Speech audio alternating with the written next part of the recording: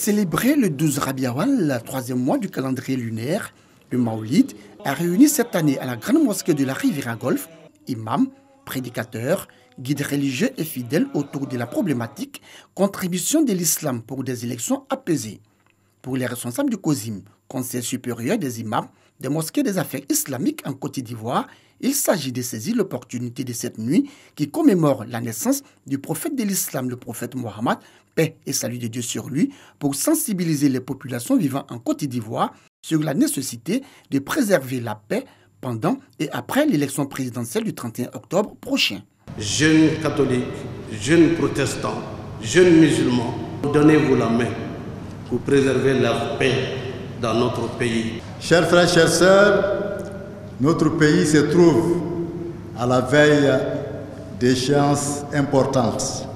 Il dépend de chacun et de chacune de nous que ces moments essentiels de la vie de notre chère Côte d'Ivoire soient des moments de quiétude et non des occasions d'attiser les haines.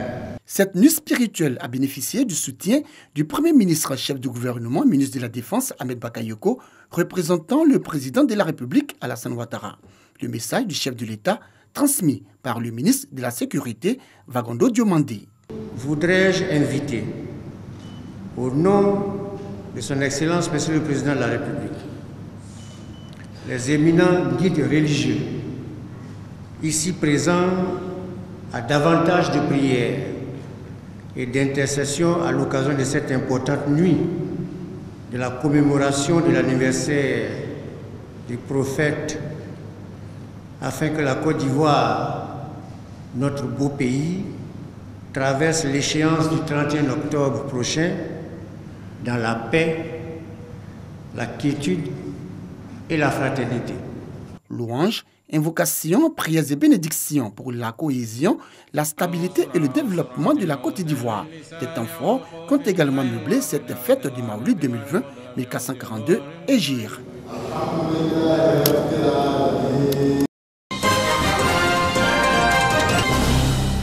Les élèves du groupe scolaire Dandé 1 et 2 sont ravis de retrouver leur salle de classe. Des locaux réhabilités par le ministre d'État Patrick Achi et le ministre de l'Environnement et du Développement durable Joseph Sekaseka, fils de la région.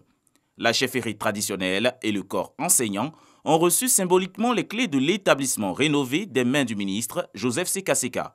Cette cérémonie est aussi l'occasion pour le réseau des cadres de l'AME d'apporter leur appui au développement de leur région. Il y a plusieurs besoins que nous observons dans les 129 villages du réseau de la région de l'AME.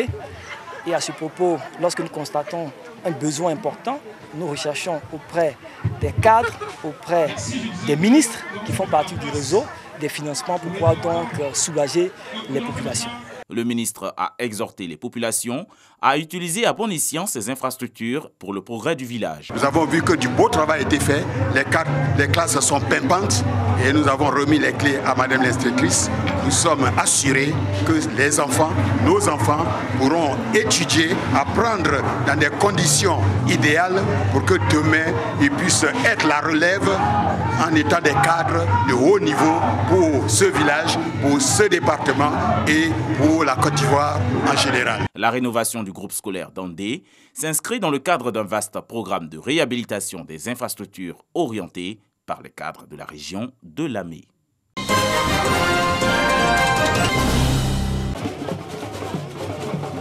Le village de Norota connecté au réseau national électrique.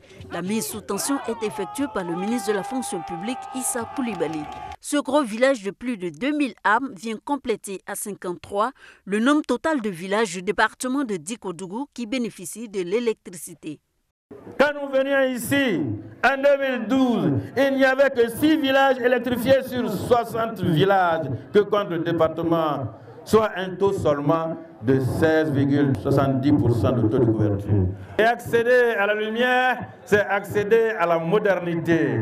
Désormais, vous pouvez brancher vos portables, vous pouvez avoir des activités rémunératrices, vous pouvez avoir des frigos, vous pouvez avoir toutes sortes de commodités qui marchent avec l'électricité.